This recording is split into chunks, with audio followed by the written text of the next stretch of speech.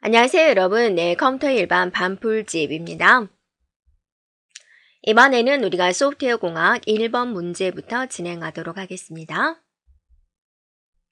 자, 1번 조건입니다. 소프트웨어 품질 목표 중 정해진 조건 하에서 소프트웨어 제품의 일정한 성능, 또 자원의 소요량의 관계에 관한 속성, 즉 요구되는 기능을 수행하기 위한 필요한 자원의 소요 정도를 의미하는 것이 무엇이냐. 자, 이 문제는 이제 소프트웨어 품질 목표가 있는데 그 중에서 이제 세부적인 내용을 물어보고 있습니다. 자, 여러분이 몇 가지 조건이 있죠. 사용 용이성, 소프트웨어 품질 목표 중에 네, 그 다음에 또 사용에 대한 편리성, 네, 그 다음에 또 유지보수, 네, 유지보수에 대한 용이성, 그 다음에 이제 효율성, 그 다음에 이식성, 신뢰성, 또 재사용성, 그 다음에 이제 사용 용이성, 네, 또 정확성. 자, 이런 요소들이 있죠. 그런데 이 조건에 의미하는 것이 무엇이냐라는 겁니다. 사용 용이성이다라는 것은 뭐예요? 사용 용이성. 그러니까 쉽게 배우고 활용할 수 있는 이제 내용을 말을 하는 거죠. 자, 그 다음에 이제 신뢰성이다라는 것은 우리가 뭐예요? 정확하고 오류 없이 결과가 나와야 된다라는 거죠. 네, 그 다음에 이제 효율성이다라는 것은 무엇이에요? 최소한의 시간, 네, 기억 장소에서 요구되는 기능을 수행하는 능력이죠. 네, 그래서 요구되는 기능을 수행하기 위해서 필요한 자원의 소요 정도를 나타내는 것을 말을 합니다. 그래서 이제 정답은 바로 4번에 있는 효율성입니다. 요구되는 기능을 수행하기 위해서 필요한 자원의 소요 정도. 사용자가 요구되는 기능을 수행하기 위해서 정말 몇 억 정도의 자원이 필요하다. 그건 이제 우리가 효율이 없다라고 이야기를 하죠. 네, 정답 4번입니다. 네, 자, 2번입니다. 효과적 프로젝트 관리를 위한 3P로 옳은 것은 그랬습니다. 효과적인 소프트웨어의 이제 품질 프로젝트 관리를 위한 3P가 있는데, 다 P자로 시작한다라고 해서 이제 붙인 이름이죠. people이 있고, 그 다음에 problem이 있고, 그 다음에 process가 있고요. 네, 그래서 해서 이제 3P다라고 하죠. 그래서 사람, 네, 사람, 그 다음에 이제 사용자 입장에서 문제를 분석해서 인식하는 거, 그 다음에 이제 프로세스, 전체적인 작업 계획이다라고 합니다. 네, 그래서 정답은 바로 이제 4번이 되겠죠. 네, 자, 3번 문제입니다. 폭포 수영 모델의 진행 단계를 이제 순서대로 바르게 나열된 것은 그래서요. 그럼 여러분이 폭포 수영 그러면 뭐가 생각이 나요? 네, 그죠. 폭포가 이렇게 위에서 아래로 이제 떨어지는 모양이다라는 거죠. 한 단계가 완전하게 수행된 다음에 다음 단계로 진행하는 방식이다라는 거죠. 그래서 제일 먼저 할 것은 뭐든지 여러분이 제일 먼저 뭐를 합니까? 계획을 세우죠. 네, 계획을 세웁니다. 소프트웨어라는 것은 사용자가 요구하는 바대로 만들어주는 거예요. 그래서 사용자가 뭘 요구하는지 확인해 줘야 돼요. 그래서 이제 요구 분석이 들어가게 되는 거죠. 됐죠? 요구 분석을 했어요. 그러면 이제 어떻게 해요? 프로그래머 입장에서 이제 설계를 해야죠. 네, 설계를 하고 이제 만들어야죠. 네, 구현을 해요. 네, 그 다음에 이제 테스트를 거쳐야죠. 시험을 거쳐요. 네, 그 다음에 이제 AS, 유지, 보수를 해줘야 된다. 이런 단계로 이루어지게 되는 거죠. 그래서 정답은 네, 4번이 되겠습니다. 자, 4번 문제입니다. 네. 다음은 프로토타이핑 모형의 개발에 필요한 작업을 기술한 것이다. 작업 순서로 이제 옳게 나열된 것은 프로토타입 모형이다라는 것은 우리가 이제 뭐를 말을 하는 거요? 모형을 먼저 만든다, 샘플을 먼저 만든다라는 거죠. 그래서 사용자들한테 보여주고 또 사용자가 요구하는 바에 대한 기능을 추가, 변경, 삭제 이런 것들을 이제 요구하면 바로 반영해가지고 처리해 가면서 개선시켜 나가는 방식이 됩니다. 그래서 이제 여기서는 이제 요구 분석이 지금 여기 나왔군요. 요구 수집, 바로 D가 되겠죠. 네, 요구 수집을 하고, 네, 요구 수집이 끝나면 어때요? 설계한 다음에 구축을 하는 거죠. 설계. 자, 설계가 A가 되는군요. 그 다음에 이제 구축이 이제 B가 되는군요. 네. 그 다음에 이제 고객한테 물어보는 거죠. 고객 평가. 네. F가 되는군요. 네. 그래서 이제 고객들이 뭐라 말을 하겠죠. 그럼 다시 이제 조정 작업을 거치게 되는 거죠. 그 다음에 이제 구현을 하게 된다라는 겁니다. 네. 그래서 정답은 4번이겠군요.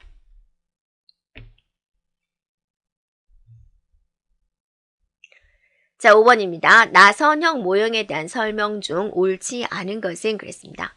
자, 나선형 모형이다 라고 한다면, 자, 이 단계를 계속해서 뺑뺑뺑 돈다 그거죠. 그래서 나선형에서 이제 중요한 게 어디예요? 위험 분석 단계. 자, 잊지 말자라는 거죠. 옳지 않은 것은 무엇이냐라는 거죠. 자, 위험성 평가에 크게 의존해요. 맞습니다. 네.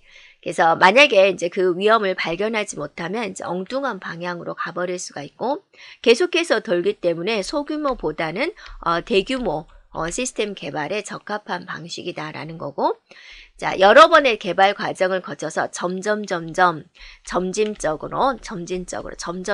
해서 완벽한 소프트웨어를 개발을 하게 됩니다.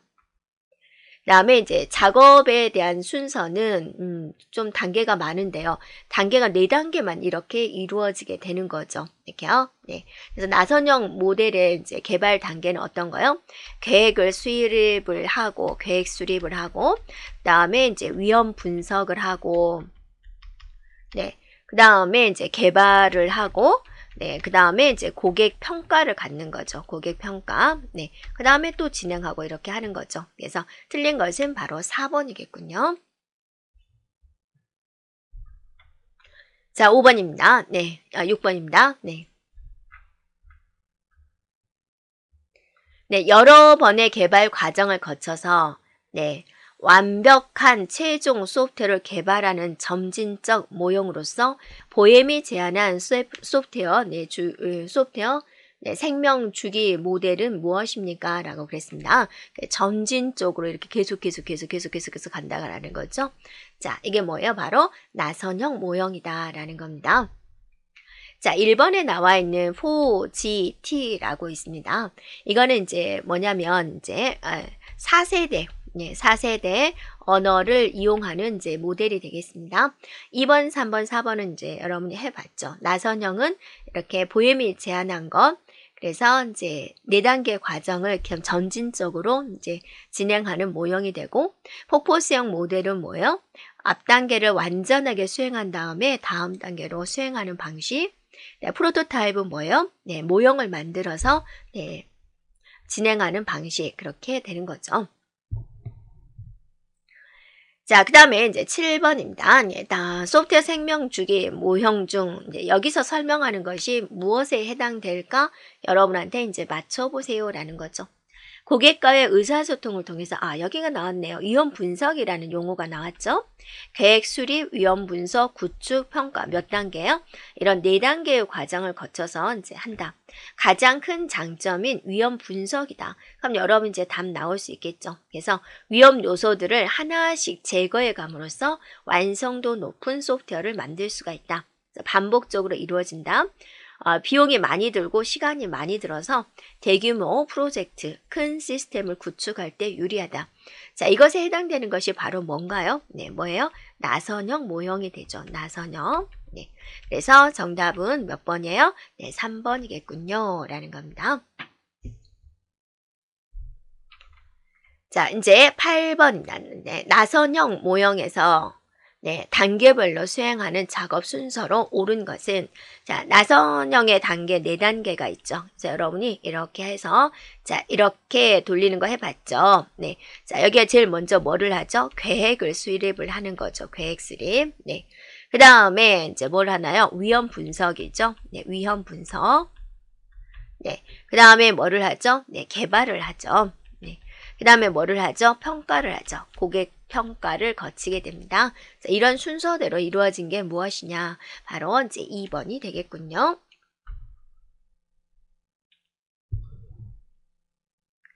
자, 10번입니다. 네. 시스템의 구성 요소 중 출력된 결과가 만족해야 되는데 목표를 만족하지 못했어요. 그러면 이제 목표 달성을 위해서 이제 반복 처리를 해줘야 되겠죠. 이거를 뭐라고 하냐라는 겁니다.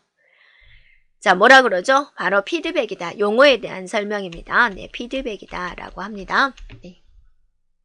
그래서 이제 우리가 한번 살펴보면 이제 입력이 들어오면 이제 출력 결과가 나와줘야 되겠죠. 그런데 이 안에서 바로 이제 처리되는 것이 아니라 제어와 이제 처리 절차를 거쳐서 자, 이렇게 해서 이제 출력이 되는데 이 출력 결과가 조금 불안정하다. 그럼 다시 이렇게 도는 것을 뭐라 그런다? 피드백을 한다라고 합니다. 그래서 정답은 2번이 되겠군요.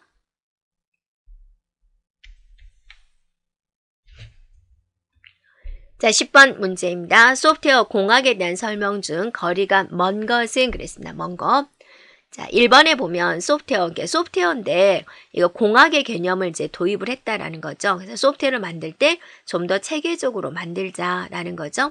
자, 1번에 보면 소프트웨어 공학의 목표는 양질의 소프트웨어, 좋은 품질의 소프트웨어를 이제 만드는 데 목표가 있다. 소프트웨어 품질을 평가하는 기준으로서는 정확성, 유지보수성, 무결성, 사용성이 있다라는 거고요. 소프트웨어 프로세스 모형으로서는 폭포수형, 프로토타입, 나선형 모형이 있고 이런 방법을 혼합한 방법을 사용하지 않는다 그랬는데 자, 혼합해서 사용하고 있습니다. 그래서 3번이 틀렸고요. 4번에 소프트웨어를 개발하는 동안 여러 작업들을 자동화하도록 도와주는 도구를 케이스라고 한다. 그래서 케이스 하면 여러분이 뭘 생각해요? 바로 이제 자동화 도구다라고 생각해 주면 되겠습니다. 자, 11번 문제입니다. 자, 다음 중 정확한 일정 예측이 어려워요. 언제 끝날지 잘 몰라요. 그런 소프트웨어 개발 프로젝트에서 활용 시간을 확률적인 관점에서 예측해서 일정을 수립하는 기법을 뭐라고 하느냐가죠. 자, 일정 며칠 만에 끝날 수 있어요 라고 물어보는 것을 일정을 계획한다 라고 하는데요.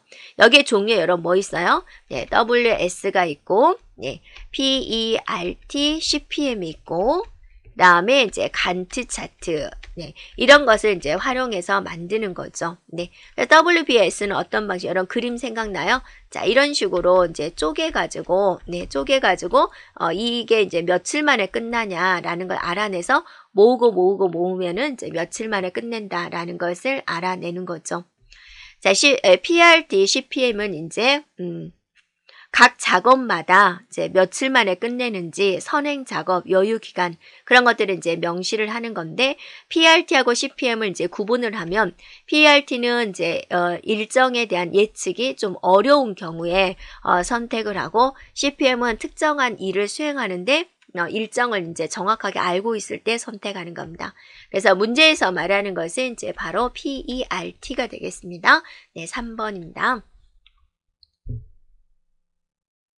자, 12번입니다. 프로젝트 관리를 위한 도구, 기법이 아닌 것은 그랬습니다.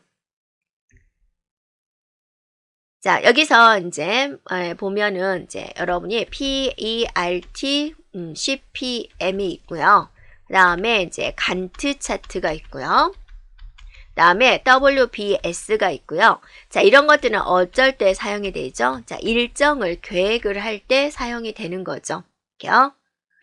그래서 이제 아닌 것은 바로 이제 1번이 되겠습니다. 1번 유즈 케이스 다이어그램은 객체 지향 모델링 언어가 되는 것으로서 사용자의 요구 사항을 파악할 수 있도록 도식화한과 도형화한 것을 말을 합니다. 자, 13번입니다. 소프트웨어 프로젝트 계획 단계에서 사용되는 방법, 도구를 이제 모두 고르시오. 계획을 세우는데 사용되는 것이 이제 뭐냐라는 거죠. 자, 그래서 여러분 여기서 구분해 볼 게 있죠. 일정을 계획을 하는 것에는 뭐가 있어요? 계속 나왔죠. WS하고 PERT, CPM하고 그 다음에 이제 간트 차트. 네, 이런 것들이 있고 비용을 산정하는 기법에는 뭐가 있었어요, 여러분? LOC 기법, 코코모 모형, 그다음에 푸트남. 네. 자, 푸트남 모형. 네, 그다음에 FP 모형 이런 것들이 있었죠. 이렇게요. 그러면 여기서 이제 간트 차트. 그죠? CPM. 자, 이거는 뭐 할 때 썼어요? 일정을 계획을 할 때 사용되는 것이고, 기능 점수죠? 이거는 이제 비용을 이제 계획을 세울 때 사용되는 방식이 되죠. 그래서 기역, 니은, 리을이 되는군요. 자, 디귿에 나오는 나시, 슈다, 이더만, 도표다라는 것은 이제 뭐냐면 어디서 나오는 거냐면 구조적 프로그램에서 이제 나오는 내용입니다. 그래서 얘는 순차 구조, 선택 구조, 반복 구조 이런 것들을 이제 사각형으로 이제 도식화해서 도형화해서 나타내는 거죠. 사각형 해가지고 예를 들어서 뭐 이런 식으로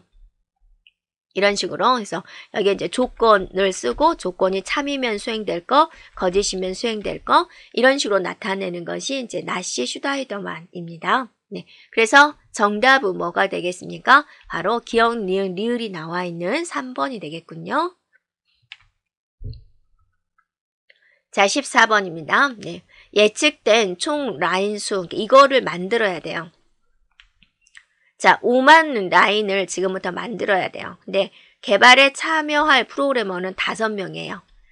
프로그래머가 평균 생산성 한 달에 500라인씩 만들어요. 이렇게요. 네.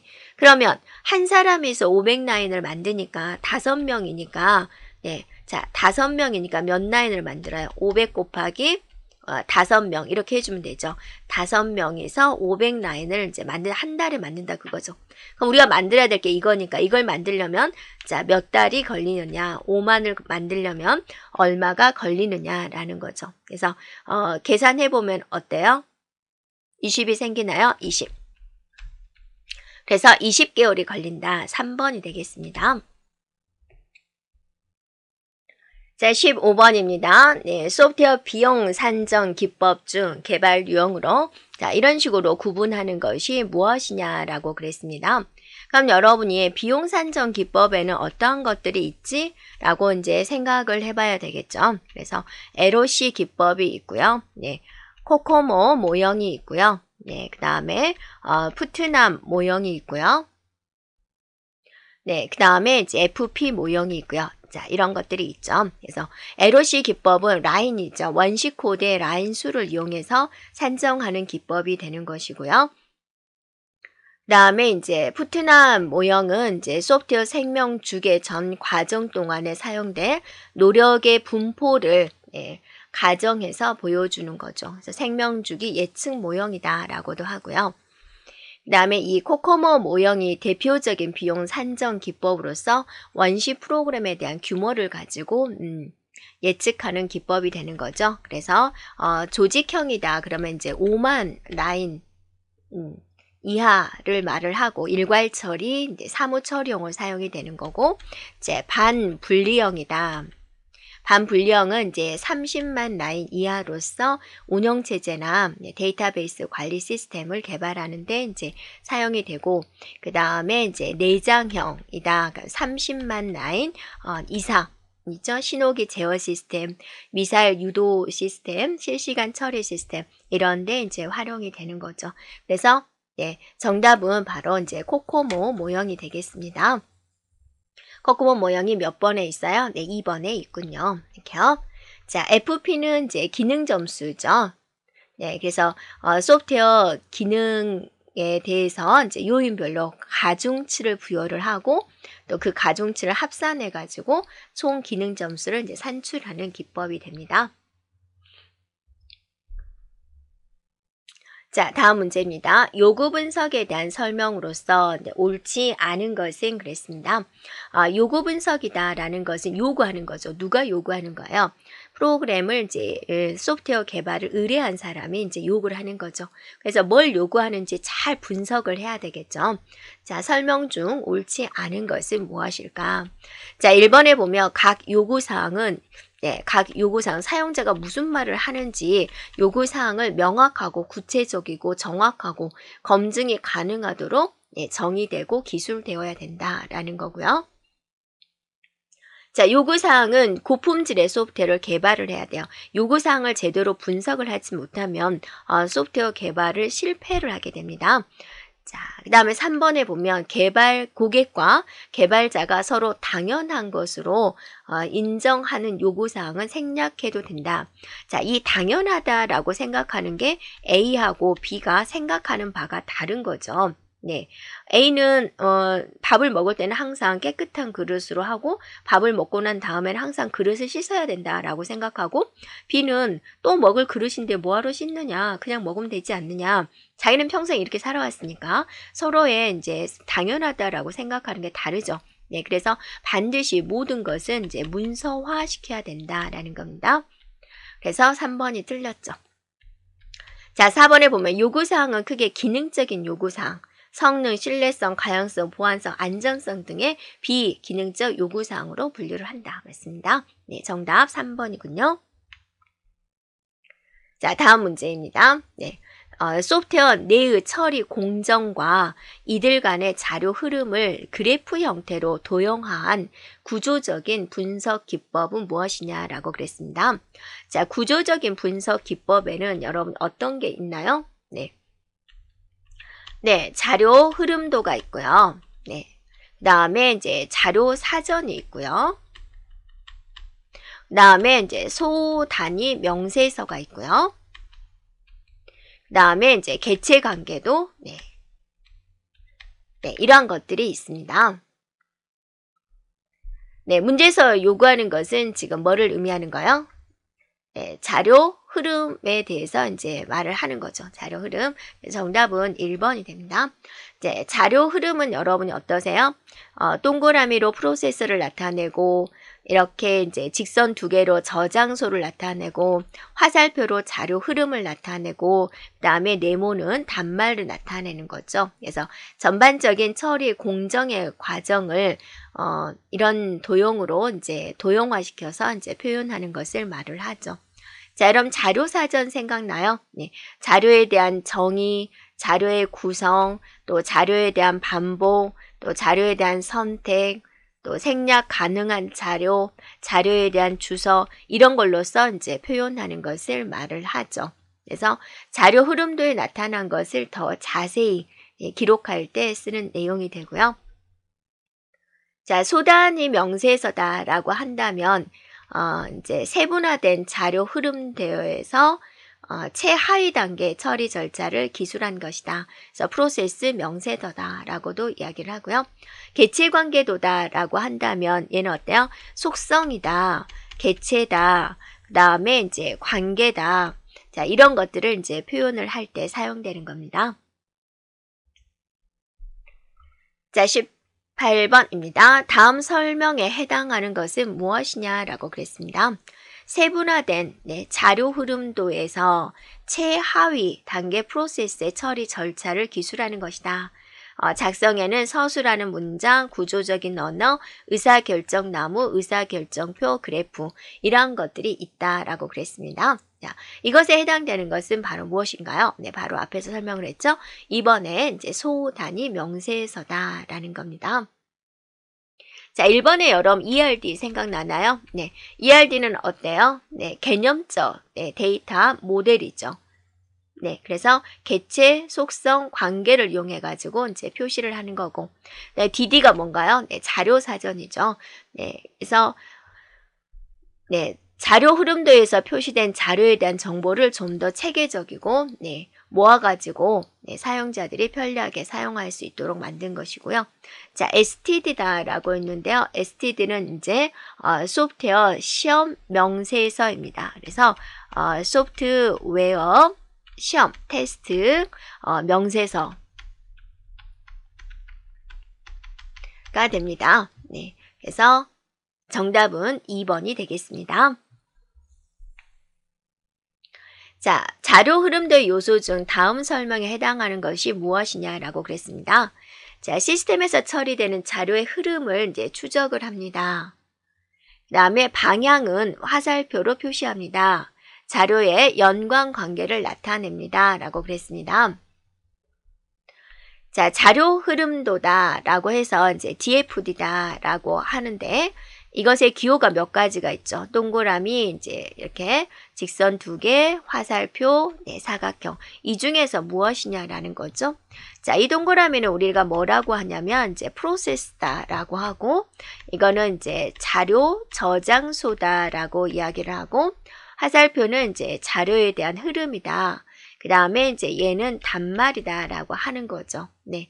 그래서 지금 뭐예요? 흐름을 물어보고 있는 거죠. 그러니까 정답은 몇 번이에요? 바로 3번에 이제 자료 흐름이다 라는 겁니다.